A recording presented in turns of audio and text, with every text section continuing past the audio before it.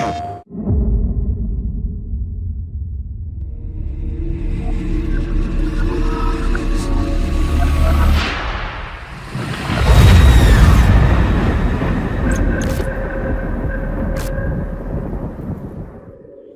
say his name. He can hear you.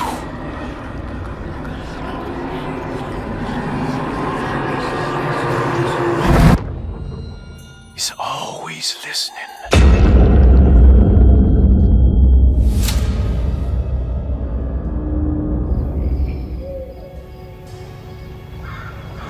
Last night I dreamt that my uncle hung himself in the attic, that we were too late. The house looked different, but it was still called Dorsetto. Definitely a weird place. Feels like I've been here before. I just can't think why. Let's not waste any time, Detective. Yeah, you're right. Let's go get your uncle, Miss Hartwood.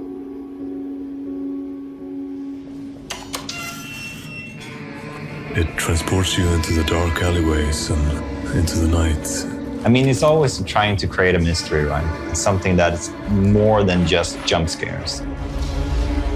A bit of fighting, demanding puzzles, and a lot of atmosphere. It maintained some of that weirdness of the old games, but it had like an updated slickness to it that I liked as well. You haven't seen a little girl by any chance, have you? I don't think so. You would have known if you did. We start our story much like the original. Jeremy Hartwood is haunted by the Dark Man, and he goes to a countryside hospital called Dorsetto in hope to find some help. I need to get this letter to my niece. She would understand. Jeremy sends a disturbing letter to Emily Hartwood, his niece, and it spooks her enough that she hires Detective Edward Carnby to find out what's going on. Who are you? Whoa, pardon me, excuse me. My name is Edward Carnby, private investigator.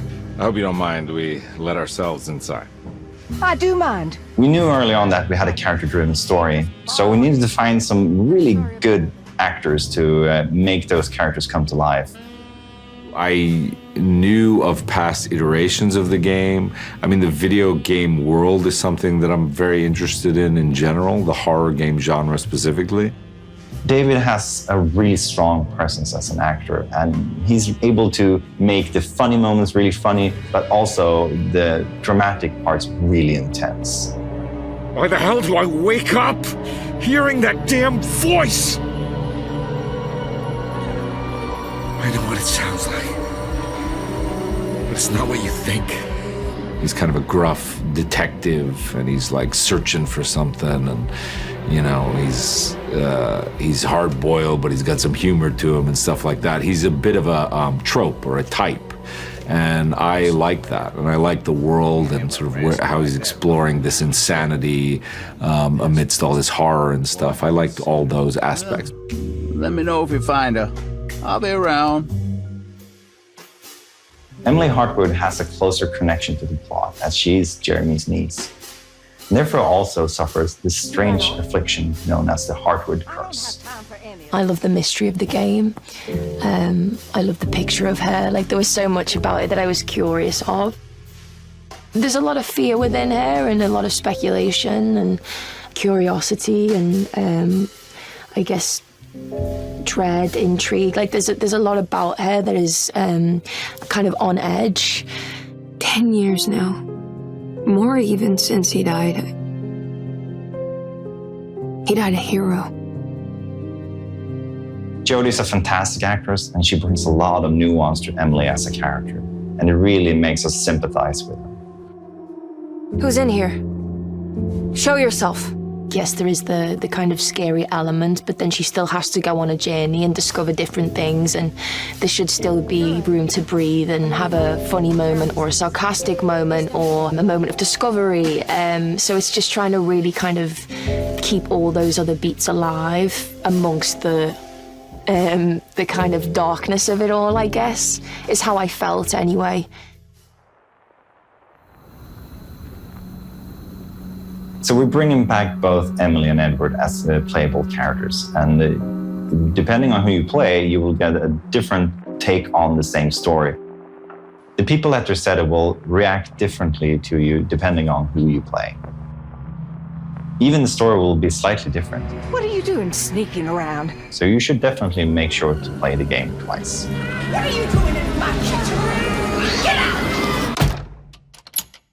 The way that we reimagined the game was basically looking at the original, and it feels like we've been cultivating a seed that was planted 30 years ago, and it has now grown into something even more dark, even more sinister. I remember that with the first Alone in the Dark I made in 1992, we were basically doing something that nobody had done before. It was the first time that we could explore a big mansion, fight monsters, and solve difficult puzzles all in real-time 3D. At the core is a haunted mansion. That's the most important part. It's Regresa, I would say.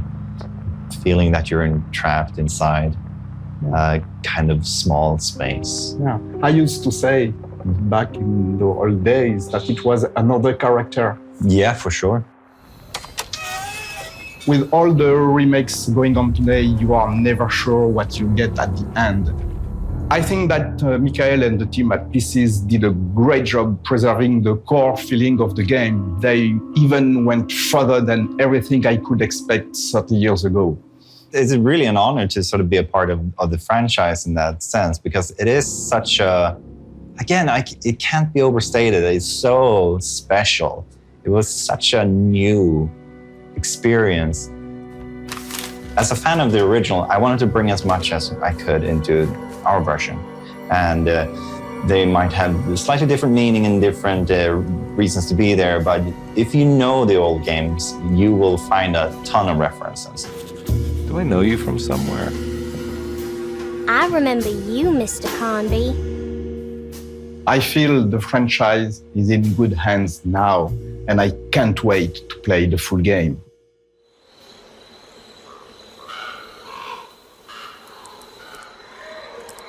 To give you a taste of what the full game will be, we also created a prologue, and it features a character from the game called Grace Saunders, who is a little girl, and you play as her walking around Regresa and trying to post a letter. The prologue is the first glimpse into the atmosphere and the mood, and of course the story of the full game. So if you want to have a look, go and download it right now. They're so creepy.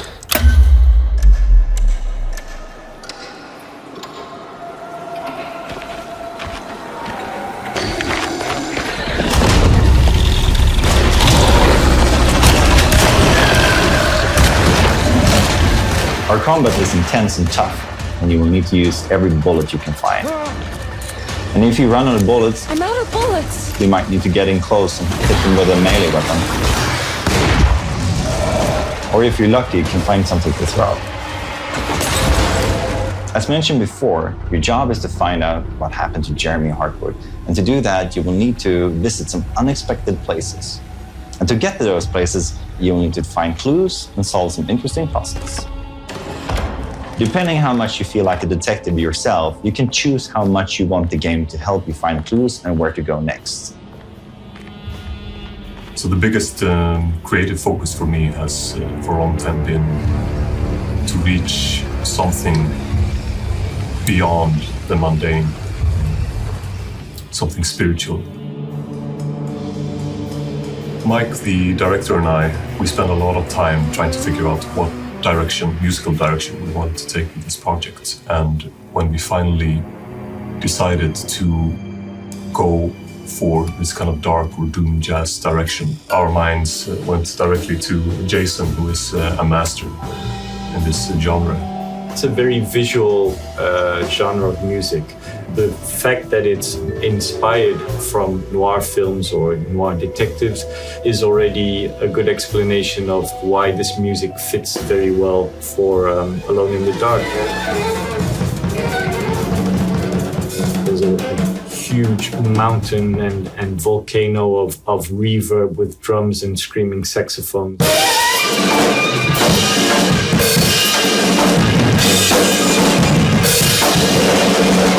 to this explosion of hair rising horror and big chaos.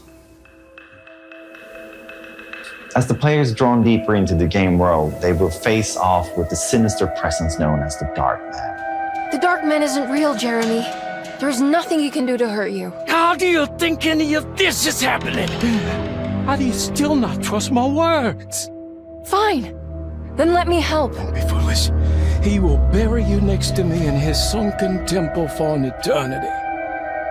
Real or not, something is definitely corrupting the mind of Jeremy Hartwood. Something very, very dangerous.